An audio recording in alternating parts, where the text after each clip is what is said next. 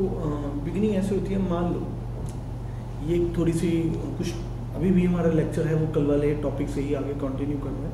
और हम क्या डिस्कस करने वाले हैं, हम डिस्कस करने वाले हैं वर्ल्ड में भी कौन सी टेक्नोलॉजीज़ हैं जो वेब के अंदर यूज़ की जाती हैं। एक छोटी सी प्रॉब्लम डिस्कस कर रहा हूँ मैं। मान लो एक हमारे इंडिया के अंदर एक मल्टीनेशनल कंपनी है, उनकी कोई मेन ब्रांच है, ठीक है, और वो मेन ब्रांच क्या करती है, सबका डेटा ऑरेकल के अंदर सेव कर रही है, ठीक। और हम ये मान लेते हैं वो जो कंपनी है वो एक इंस्टीट्यूट है, ठीक है। तो इंस्टीट्यूट है, उनके पास इंफॉर्मेशन कुछ ऐसे है, स्टूडेंट टेबल है उनके पास एक, उसमें roll number, name and class, ये 3 कॉलम्स, यानी ये कॉलम नेम है उनके पास। इतना आइडिया गेट हुआ। तो मेन ब्रांच कहती है कि मेरे पास ये इंफॉर्मेशन हो जाए। हम ये मान लेते हैं उनकी जो दिल्ली वाली ब्रांच है वो जो डिटेल सेव करती है वो माइक्रोसॉफ्ट सिक्वल सर्वर के अंदर सेव करती है। एक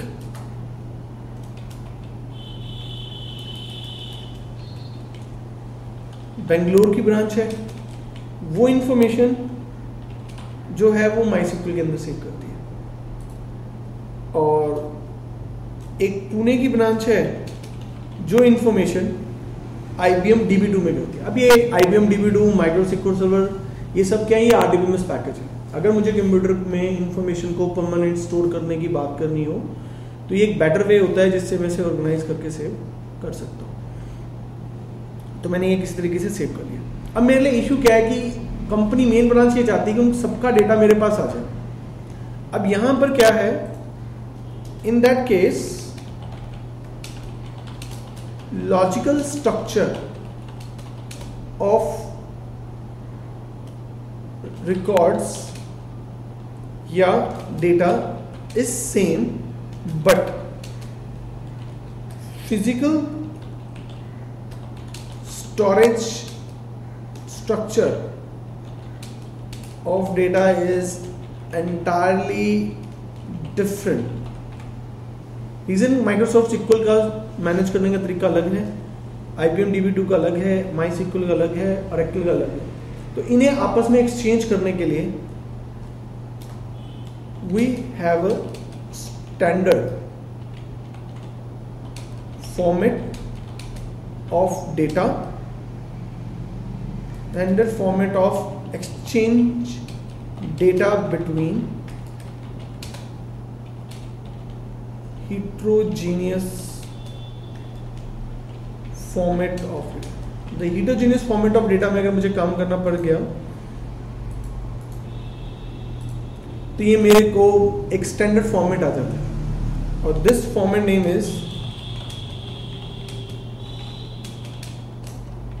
एक्सेल, ठीक। तो यानी, और ये एक स्टैंडर्ड है। स्टैंडर्ड का मतलब ये होता है कि जितने भी वेंडर्स हैं वो उसको फॉलो करते हैं। तो हम यहां आते हैं,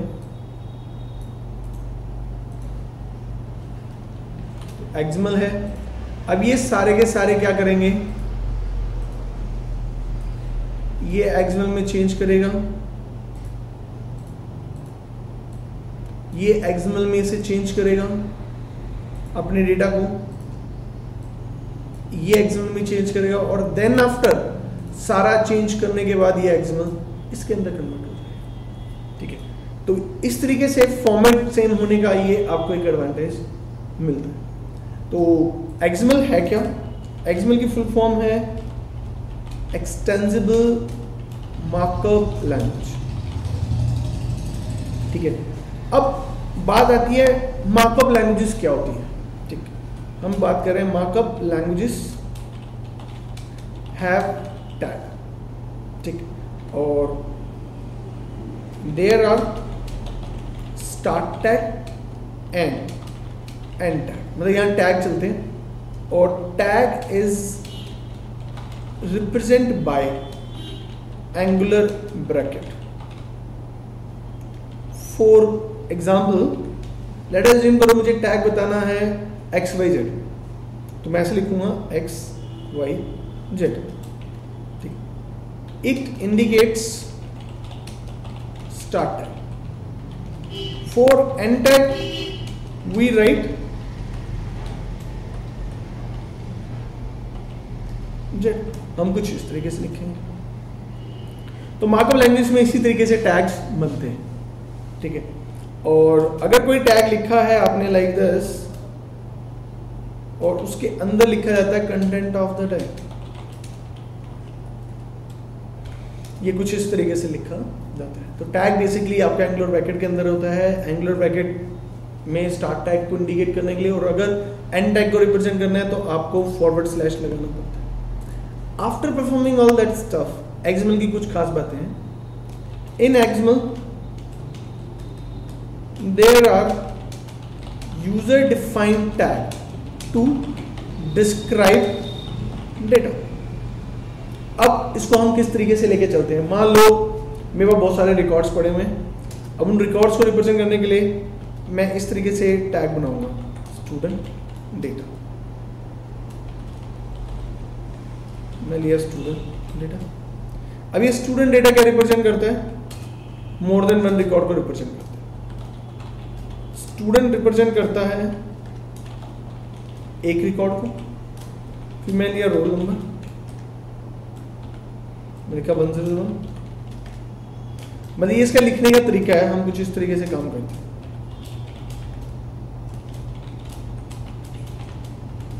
फिर मैं लिया,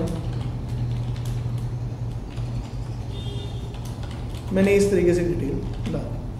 अब ये इस तरीके से हमने स्ट्रक्चर ले लिया। ये कंप्लीट ग्रुप एक रिकॉर्ड को रिप्रेजेंट कर रहे हैं, और यहां पर बहुत सारे ऐसे रिकॉर्ड्स होंगे। तो इस तरीके से आपका XML फॉर्मेट रिप्रेजेंट होगा। पर there is a little problem, यहां पर है यूजर डिफाइंड टैग्स।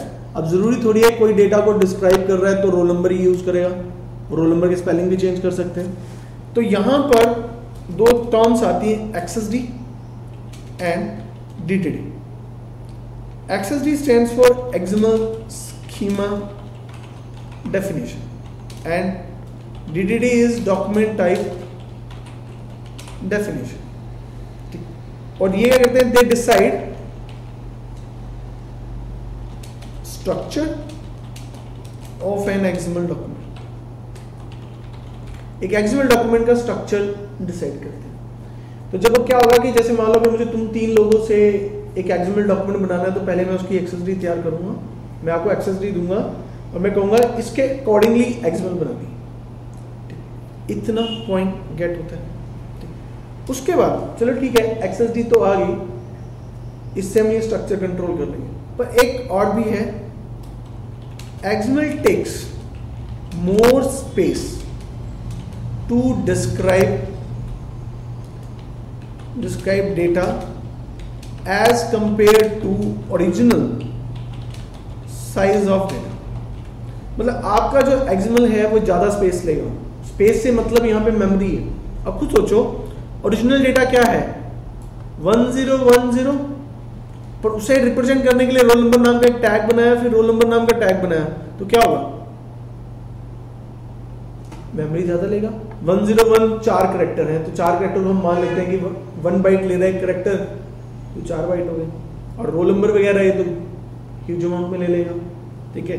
तो ये तो प्रॉब्लम क्रिएट करेगा, तो इसलिए ये थोड़ा सा ज़्यादा स्पेस लेते हैं। तो इंडस्ट्री में इसका सोल्यूशन है जेसन। जेसन क्या है? It takes less space to describe data as compared to XML format। और JSON की फुल फॉर्म है जावास्क्रिप्ट ऑब्जेक्ट नोटेशंस, ठीक है। यानी जावास्क्रिप्ट की ऑब्जेक्ट नोटेशंस हैं, उसको हम JSON कहते हैं। JSON कुछ नहीं है, XML का अल्टरनेटिव है इंडस्ट्री के अंदर, ठीक। इतना क्लियर होता है। अब उसके बाद एक टर्म आती है, आपने कुछ वेबसाइट फीचर्स हैं, मैं इन फीचर्स को लिखूंगा तो आप मुझे बताना ये फीचर्स आपने कभी देखे हैं या नहीं देखे। पहला फीचर, गूगल सजेशंस। क्या आप कभी गूगल सजेशंस देखी हैं? हम कुछ साइट पे सर्च करते हैं तो लास्ट में नीचे जनरेट करते हैं। जैसे मैं कुछ टाइप करता हूँ तो नीचे लिस्ट आने स्टार्ट हो जाती है। जैसे मैं लिखता हूँ हाउ टू वर्क, तो सीधा आपको सजेशन देना स्टार्ट कर देते हैं। अब वो जो सजेशंस आती हैं वो कहाँ से आती हैं? लाइक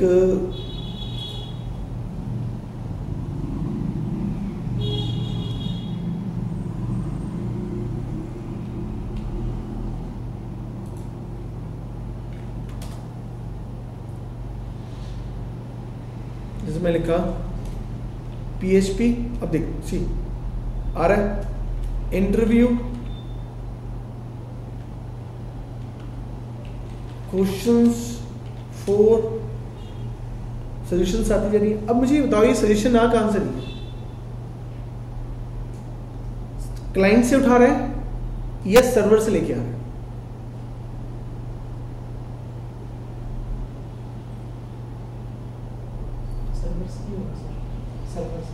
सर्वर से।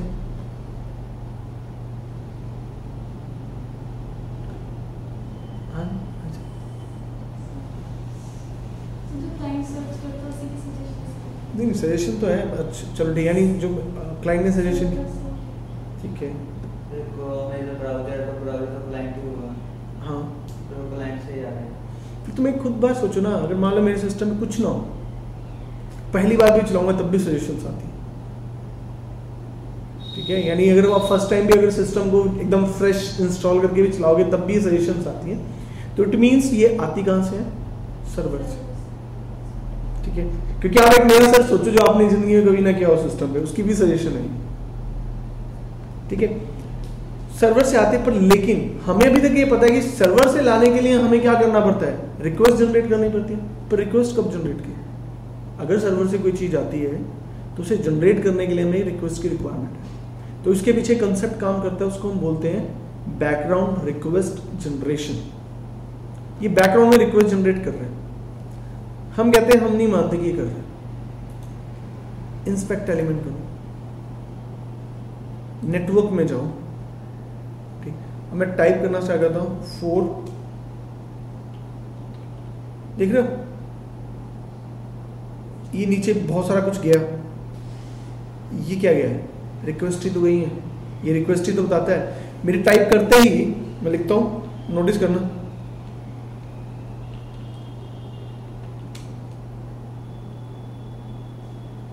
ठीक। फीचर समझ में आ गया। मैं एक फीचर और लिख रहा हूं, चैटिंग। चैटिंग में क्या होता है, एक बहुत ही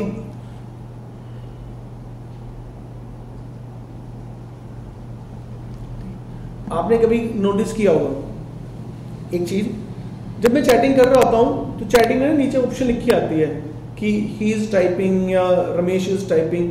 तो इस क्लाइंट को कैसे पता लग जाता है कि वो टाइप कर रहा है इस टाइम? और वो डेटा सीधा का सीधा हमारे बॉक्स में डिस्प्ले भी हो जाता है। होता क्या, पहले वो सर्वर पे जाता है, फिर सर्वर से मेरे क्लाइंट पर पहुंचता है। पर इसको कैसे पता लगता है कि सर्वर में इसका डेटा आ गया?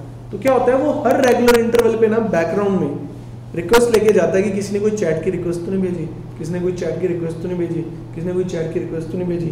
तो इस तरीके से बैकग्राउंड रिक्वेस्ट का काम करता है। आजकल मोस्टली साइट्स के अंदर ये बहुत देखने को मिलता है। जैसे मैं flipkart.com पे जाता हूँ, ठीक है। अब एक नोटिस करना,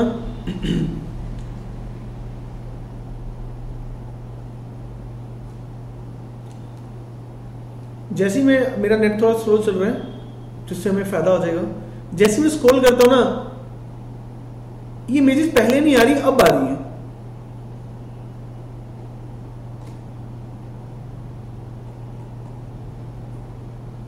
ठीक, मैं कहता हूं व्यू ऑल करे मुझे, ठीक। जैसे ही मैं नीचे स्क्रॉल करता हूं, नोटिस करो क्या हो रहा है।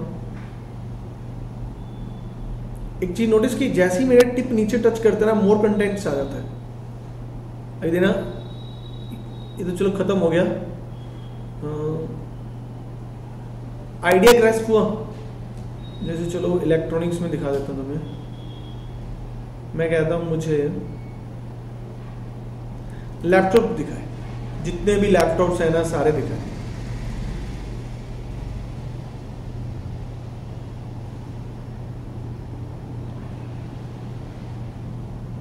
तो मैं कहता हूँ मुझे HP ब्रांड के सारे लैपटॉप्स दिखा दे।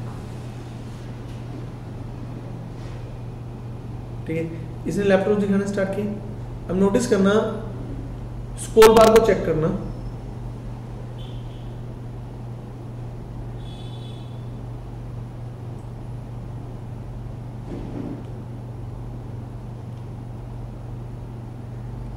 नेट स्लो चल रहा है तो मतलब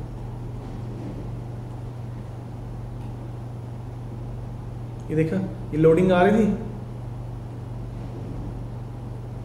मेरे स्क्रॉल करने पर ये मोर कंटेंट्स दिखाने में लगा। ठीक, यानी कि दूसरा इफेक्ट मैं बोल रहा हूं, ऑन स्क्रॉल डेटा फैचिंग,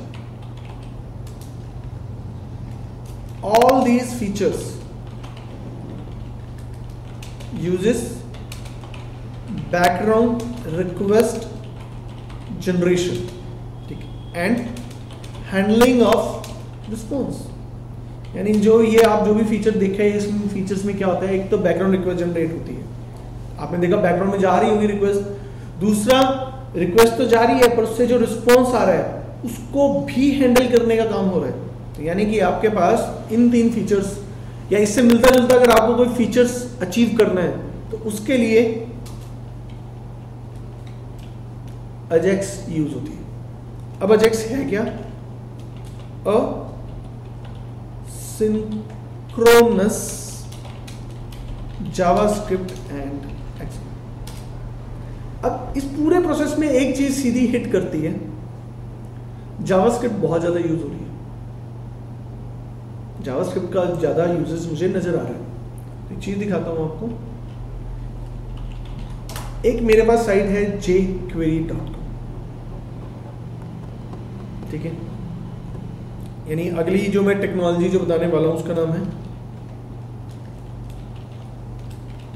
jQuery। अब इस jQuery की डेफिनेशन पर वो क्या कहते हैं? विजिबल है कि इंक्रीज करूं? jQuery एक फास्ट है, स्मॉल है और फीचर रिच जावास्क्रिप्ट लाइब्रेरी है, यानी it is a JavaScript library used to perform common operation of JavaScript। मतलब यहां पर आपके पास ये एडवांटेज मिलता है कि आपको क्या करना है, jQuery कुछ नहीं है, जैसे आपको दिख रहा है कि JavaScript बहुत ज्यादा यूज हो रही है, तो इंडस्ट्री क्या करती है, उन्होंने पहले से एक ना JavaScript की लाइब्रेरी बना दी। वही कहते हैं कि आपको पूरा इतना सारी लाइंस ऑफ कोड लिखने की जरूरत नहीं है, मेरी इस jQuery की फाइल को यूज करो और काम खत्म करो। Clear idea? अब एक नाम ना आजकल बहुत ज्यादा चल रहा है, बूटस्ट्रैप। यानी एक ये वर्ड है जो आप बहुत ज्यादा सुनोगे, और ये बूटस्ट्रैप है क्या? मैं यही डेफिनेशन आपको दे देता हूं। बूटस्ट्रैप है क्या? Is the most popular HTML, CSS and JS। JS यहां पर किसको रिप्रेजेंट कर रहे हैं? जावास्क्रिप्ट को। उसका फ्रेमवर्क है क्या बनाने के लिए? Responsive mobile first project on the web. अब इसका मतलब क्या है? रिस्पॉन्सिव का मतलब क्या है? ये साइट देख रहे हो, अब अगर मान लो ये साइट फोन पे खुले तो इसकी लुक कैसे आएगी? जैसे मैं अगर इसका साइज छोटा करूं तो ये फोन पे इस लुक में आएगी। यानी अब ये साइट कुछ ऐसे डिजाइन है कि अगर फोन पे आई तो इसकी लुक ऐसी होगी। मतलब ये अकॉर्डिंग टू डिवाइस। हमारे लिए बिगेस्ट चैलेंज पता है क्या होता है एक HTML CSS में, कि डिवाइसेस अलग अलग साइज के हैं, अलग अलग रेजोल्यूशन के लिए, तो हमारे लिए थोड़ी सी डिफिकल्टी होती है, ठीक, तो वहां पर ये आपको बेनिफिशियल देगा। तो बूटस्ट्रैप में क्या होता है कि उसमें सब कुछ रेडीमेड बना हुआ है और ये चीज आप बहुत इजीली अचीव कर सकते हो। अभी देखो जैसे मैं इसे इंक्रीज कर रहा हूं, ये अपने आप एडजस्ट कर रहा है अपने आप को, एडजस्ट, तो ये चीज ऐसे काम करती है। तो बूटस्ट्रैप का आइडिया लग गया, क्योंकि आजकल ना हमेशा जब भी आप कहीं पे बात करोगे ना, वो आपसे यही बात करेगा कि आपका रिस्पॉन्सिव डिजाइन है। तो रिस्पॉन्सिव डिजाइन का मतलब ये होता है कि जैसी मर्जी स्क्रीन साइज आ जाए वो अपने आप अपने साइज को मैनेज कर लेगा। Clear this idea? Okay, now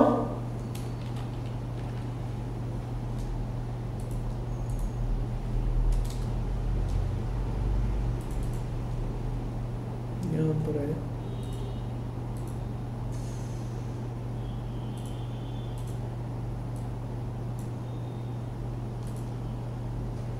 इसका फोन मैं अलग कर देता हूँ। अब हमारे पास आते हैं कुछ प्रोफाइल्स इन वेब। ठीक, अब इसका मतलब क्या है, मैं आपको प्रोफाइल बताने वाला हूं, किस किस तरह के लोग या किस किस तरह का प्रोफाइल एग्जिस्ट करते हैं। पहला प्रोफाइल, देखो जब भी कोई प्रोजेक्ट हम लेते हैं या प्रोजेक्ट पे काम करना स्टार्ट करते हैं, एक टीम ऐसी होती है जिसका काम होता है, जिसे कई बार तो कहा जाता है बिडर, ठीक है, या कहा जाता है BDM. BDM means business development manager. अब इस पर्सन का काम क्या होता है? इसका काम होता है to interact with client, to get project, मतलब क्लाइंट से बात करना ताकि प्रोजेक्ट मिले। मान लो इतने सारे लोग हैं, सबको वेबसाइट चाहिए, तो एक पर्सन जाएगा जो उनसे बात करेगा कि भाई साइट बनवा लो उनसे। यानी एक टीम है, टीम में हमें एक बिडर चाहिए होता है, और ये सारी बिडिंग ऑनलाइन होती है, आपने पर्सनली बात नहीं करनी, ऑनलाइन बात करनी होती है। ठीक है, इतना समय है to interact with client to get project. इसके लिए स्किल क्या चाहिए होता है? स्किल चाहिए होता है मैनेजमेंट स्किल्स, ठीक, और कम्युनिकेशन स्किल्स। ठीक, अब बात आती है दूसरा प्रोफाइल क्या होता है हमारे पास। दूसरा प्रोफाइल आ जाता है हमारे पास वेब डिजाइनर। ठीक, they control look and feel of website, मतलब ये वेबसाइट की लुक एंड फील की बात करते हैं। इसके लिए क्या स्किल्स चाहिए होते हैं? मतलब अगर मान लो तुम ये कहते हो कि सर मुझे वेब डिजाइनर प्रोफाइल के लिए जाना है, तो क्या क्या आना चाहिए? उसके लिए HTML, CSS, JavaScript, jQuery, AngularJS,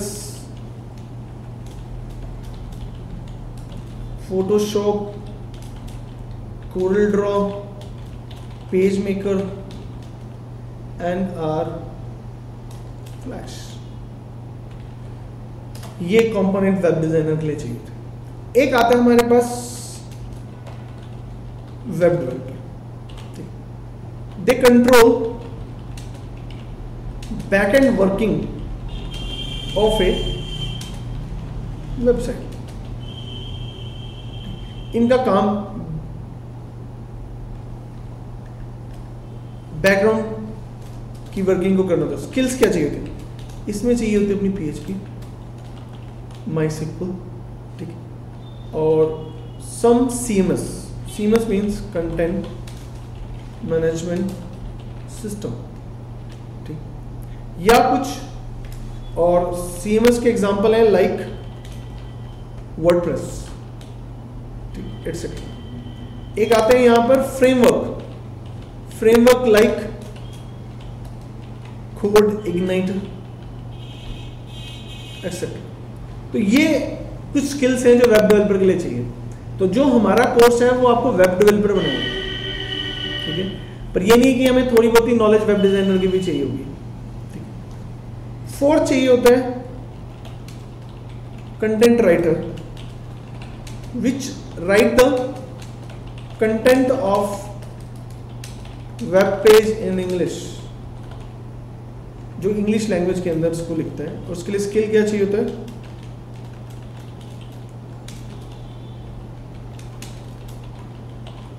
good written English. यानी कि अब साइट पर जो कंटेंट लिखा जाएगा, जैसे हम अपने बारे में अबाउट अस लिखते हैं, तो अबाउट अस में क्या लिखना है, क्या है क्या नहीं है, वो सब लिखने के लिए आपको रिक्वायरमेंट होगी। तो एक टीम कंटेंट राइटिंग की टीम होती है।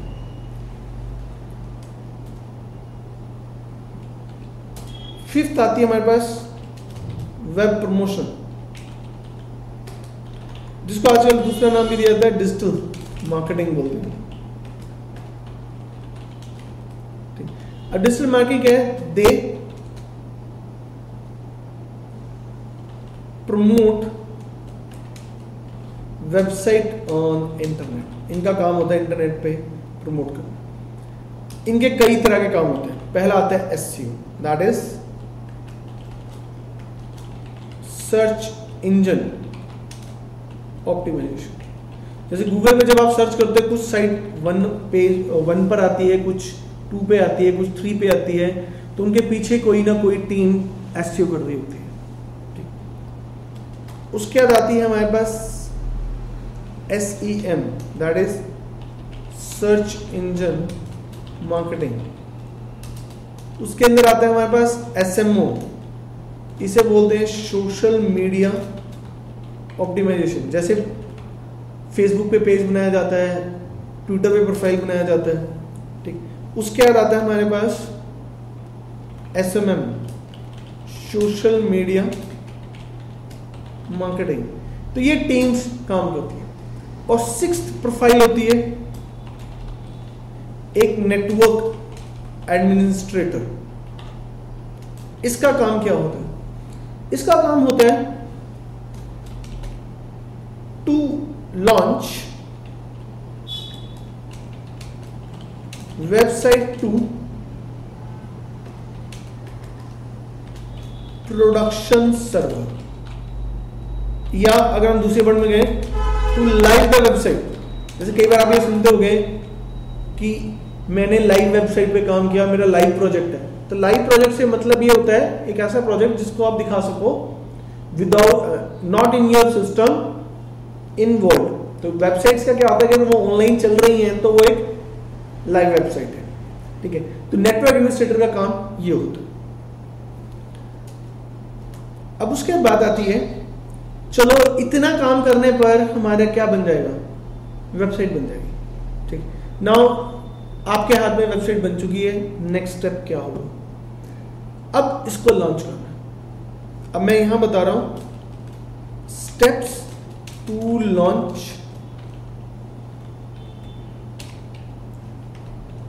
वेबसाइट ऑनलाइन, मतलब ऑनलाइन करना है वेबसाइट को, तो उसको हम चेकआउट करना चाहते हैं। ठीक है। अब स्टेप्स क्या है उसको एनालाइज करते हैं। पहला स्टेप है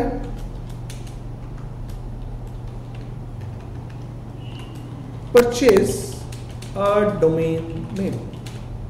आपको एक डोमेन नेम परचेज करना पड़ेगा। अभी ये जो स्टेप मैं चला रहा हूं, इसमें स्टेप में मैं ये मान के चल रहा हूं कि मेरी वेबसाइट बन चुकी है, आपके लोकल सिस्टम में सही चल रही है, बट अब उसको लाइव करना है। ठीक है।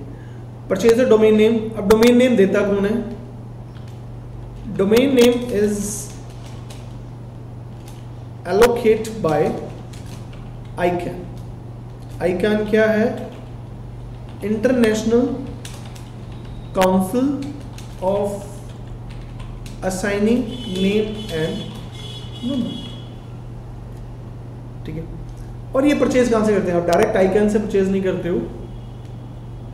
जैसे GoDaddy .in से ले सकते हो, bigrock.com से ले सकते हो, eWebGuru से ले सकते हो, तो यहां से ले सकते हो। After that purchase web hosting. ठीक। अब वेब होस्टिंग अगर मैं बात करूं, 2 टाइप्स ऑफ वेब होस्टिंग होती है। ठीक। एक तो होती है in house, means we make our system online available. ठीक है। इसके लिए करता हूं, मैं अपने सिस्टम को 24/7 नेट से कनेक्ट कर देता हूं, एक स्टैटिक IP एड्रेस परचेज कर लेता हूं और इसे लॉन्च कर देता हूं। ठीक है। दूसरा आता है हमारे पास out house. We rent some space from some company. जैसे अब अगर मैं GoDaddy वालों के पास जाता हूं,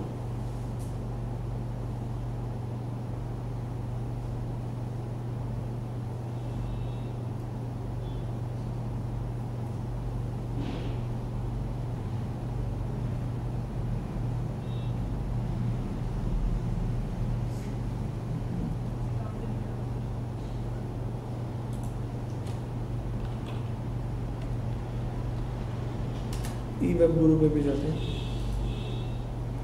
इतने याद है। तो यानी यहाँ से हम साइट परचेज करते हैं, इनकी कोस्टिंग होती है। तो कभी लाइव्स करनी पड़ जाए ना वेबसाइट, तो उसमें पहले तो खर्चा होता है। डोमेन नेम अराउंड ये लगा लो 750 से तक के अमाउंट में आ जाता है। रही बात वेब होस्टिंग वगैरह की, इसका प्राइस डिपेंड करता है आप कितने में परचेज कर रहे हो या क्या प्लान परचेज कर रहे हो। अलग अलग प्लान्स होते हैं।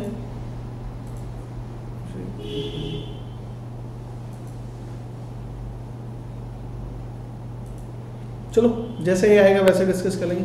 तो ये 3 स्टेप होते हैं। थर्ड स्टेप होता है copy your project files on hosting using FileZilla software. FileZilla ये कैसे सॉफ्टवेयर है? FTP सॉफ्टवेयर से। जैसे फाइल ट्रांसफर प्रोटोकॉल को यूज करके आप एक जगह से दूसरी जगह पे फाइलें कॉपी कर देते हो और आपकी साइट लाइव हो जाती है। यानी एक सिंपल से स्टेप्स हैं जिनसे आप साइट को लाइव कर सकते हो। इतना क्लियर होता है। ठीक। अब उसके बाद आती है हमें कम से कम ये चीज पता लगी कि साइट लाइव होती है। कई बार आपसे कोई लोग इंटरव्यू में क्वेश्चन भी पूछ सकता है साइट को लाइव कैसे करते हो या आपका प्रोजेक्ट लाइव कैसा है। तो आपको पता होना चाहिए कि लाइव करने के लिए मुझे होस्टिंग ये स्पेसेस लेने होते हैं और ये GoDaddy वगैरह जो ये कंपनीज हैं इनका काम यही है। और ये काम इतना ह्यूज है यू कांट इमेजिन। जैसे टॉप 10 रिचेस्ट पर्सन के अगर नाम निकालें तो उनमें से टॉप 5 में एक पर्सन जो जिसका नाम आता है वो पर्सन GoDaddy कंपनी का ओनर है। ठीक है, GoDaddy की तो आपने यार देखी कि वर्ल्ड की नंबर 1 कंपनी है जिसका काम सिर्फ यही है होस्टिंग प्रोवाइड करना और स्पेस प्रोवाइड करना। इन्होंने बहुत बड़े बड़े सर्वर लगा रखे हैं और ये होस्टिंग सेल करते हैं। ठीक है, तो मतलब या कभी ऐसा भी हो सकता है कि कई बार आप काम कर रहे हो तो आपको कोई पड़ोसी आके कह दे कि भाई तेरे को साइट बनाने आती है तो मेरी बना दे। तो तुम्हें पता होना चाहिए कि उससे क्या चार्जेस लेने हैं। इतने चार्जेस तो तुम्हें देने ही पड़ेंगे, प्लस एक्स्ट्रा तुम अपनी डेवलपमेंट कॉस्ट लगाओगे। कई बार क्या होता है लोग कम प्राइस बोल देते हैं, बाद में पता लगता है अपनी जेब से देने पड़ रहे हैं होस्टिंग के चार्जेस वगैरह। ठीक है, तो इसका आइडिया होना चाहिए। ठीक, इतना क्लियर है। Now our learning part is begin. अब हमारा लर्निंग पार्ट बिगिन होता है। तो सबसे पहले हमने क्या लर्न करना है? HTML को लर्न करना है। ठीक, HTML की नॉलेज है?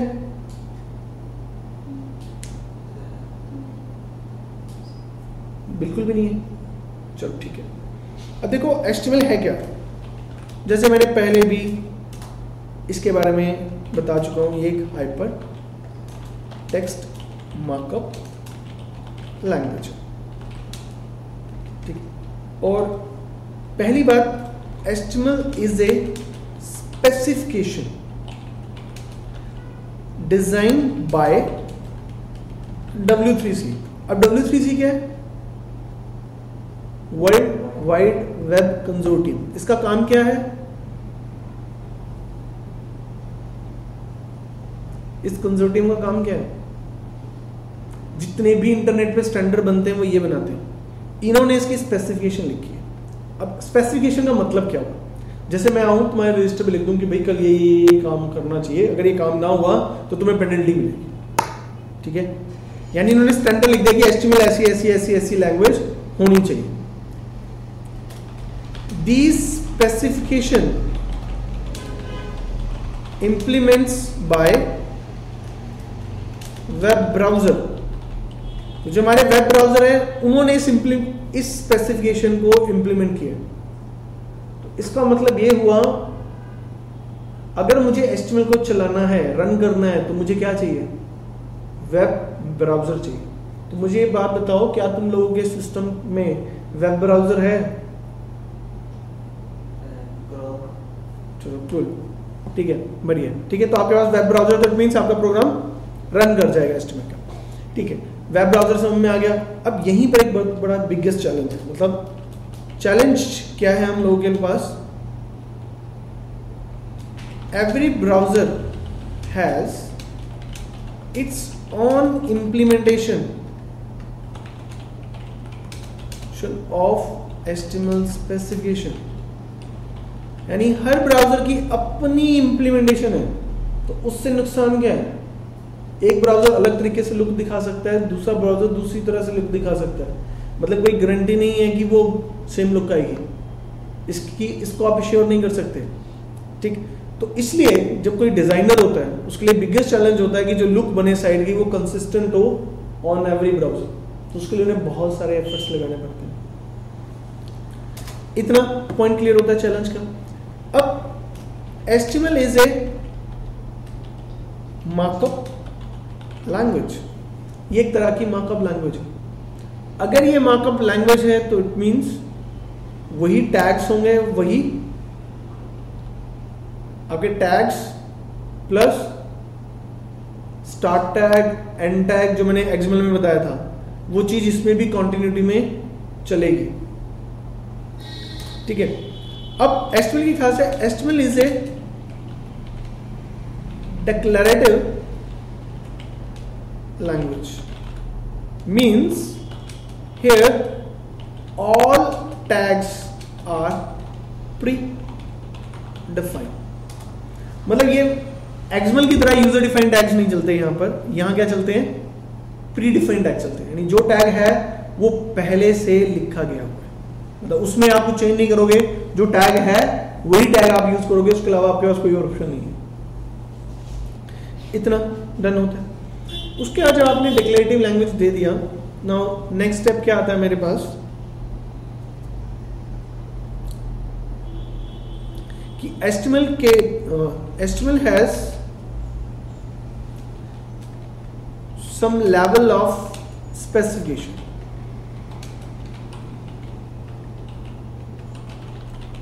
सम लेवल ऑफ स्पेसिफिकेशन का मतलब है इसके वर्जन है, जैसे एक आया था HTML 1.0, 1.1, 2.0, 2.1, फिर 3.0, देन 4.0 और नाउ 5.0। ये क्या है, सारे के सारे वर्जन।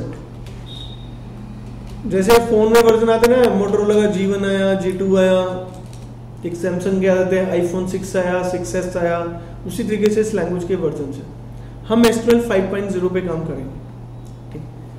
अब मैं एक छोटा सा प्रोग्राम बनाना बिगिन कर रहा हूं। आप सबसे पहले ऑल प्रोग्राम्स में जाना, सबलाइन टेक्स्ट में जाना, सेव करना। सेव क्या किया मैंने, मैं यहाँ आया, मैं लिखा 324, मैं यहाँ पर आया और लेक्चर वीडियो के अंदर जहाँ मैं आपकी PHP बना रहा हूँ, यहाँ पे मैंने एक फोल्डर बनाया HTML वर्क के नाम से। अब HTML की फाइल की एक्सटेंशन .html होती है, मैंने 1.html दे दिया। अब से इस डॉक्यूमेंट को जब ब्राउजर देखेगा तो उसे पता कैसे लगेगा कि उसे कौन सा वर्जन अप्लाई करना है उसके ऊपर। तो उसके लिए पहली स्टेटमेंट आती है डिक्लेरेशन। तो कुछ ऐसा लिखा जाता है, doc type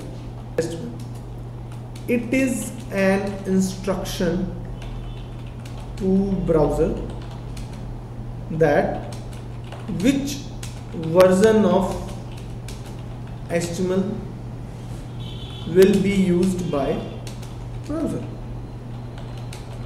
to interpret this HTML document। तो इस HTML डॉक्यूमेंट को इंटरप्रेट करने के लिए, सी HTML इंटरप्रेट होती है। इंटरप्रेट का मतलब पहली लाइन लेगा चलाएगा, दूसरी लाइन लेगा चलाएगा, तीसरी लाइन लेगा चलाएगा, ठीक। इतना डन है। तो मैं सबसे पहले क्या लिखता हूँ, डॉक टाइप HTML, मैंने ये चीज लिख दी। कोई डाउट? यानी इससे क्या जाएगा, सिर्फ एक इंडिकेशन जाएगी कि आप किस पे काम कर रहे हो, HTML 5 पे काम कर रहे हो। मतलब सभी पेजेस की एक्सटेंशन HTML रहती है, तो उससे पता कैसे लगता है कि HTML 5 पे काम कर रहे हो, इस लाइन से पता लगता है, ठीक। डन। ये उसके बाद आता है मेरे पास HTML tag. It is the root tag of HTML document. ये HTML डॉक्यूमेंट का रूट टैग है, ठीक। In which rest of the HTML tags comes, उसके अंदर आते हैं। तो यानी मैं यहां पर ये एक HTML टैग बना दिया। ठीक, HTML tag have 2 child tag. ठीक, one is head tag, second is body tag.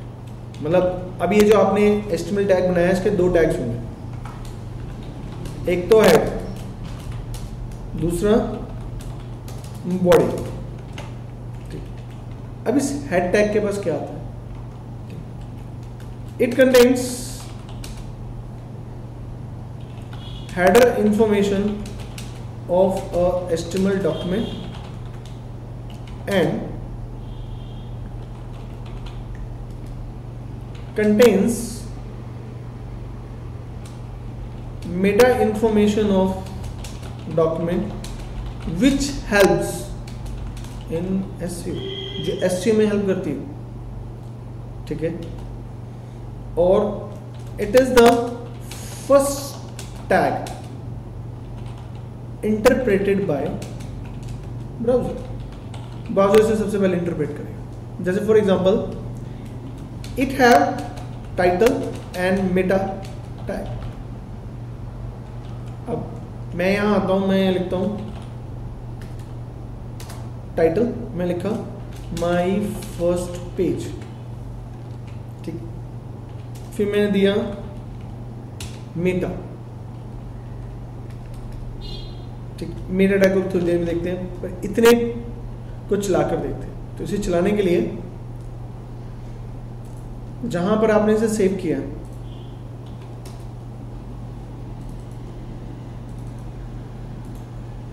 Open with, मैं अपने क्रोम ब्राउजर क्रोम में कर रहा हूं ओपन, तो ये कुछ इस तरीके से है।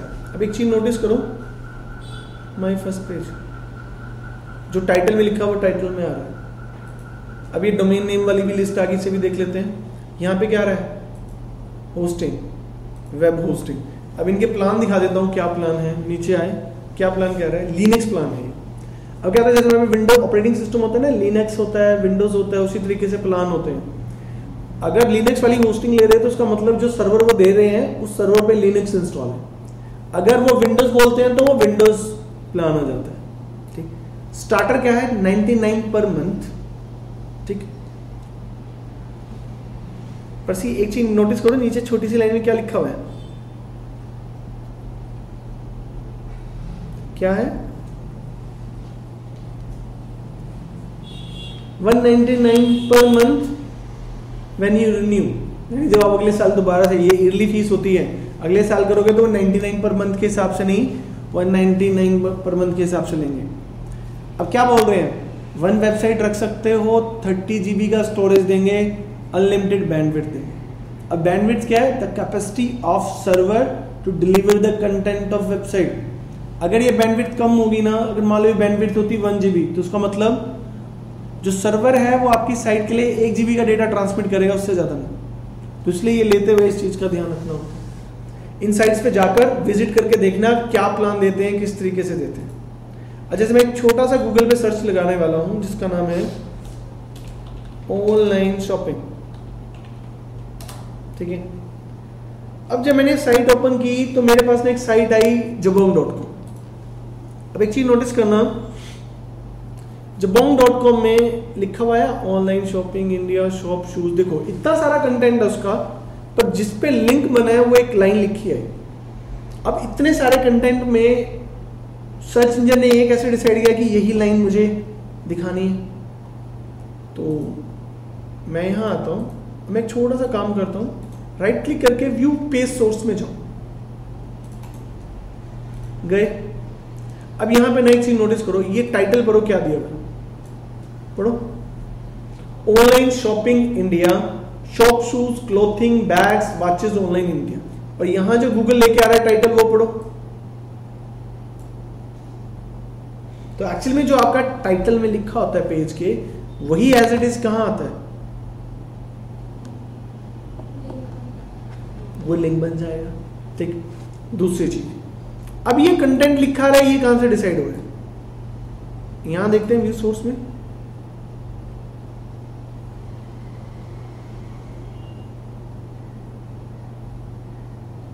मैं एक लिटिल सी सर्च लगाता हूँ मेटा की।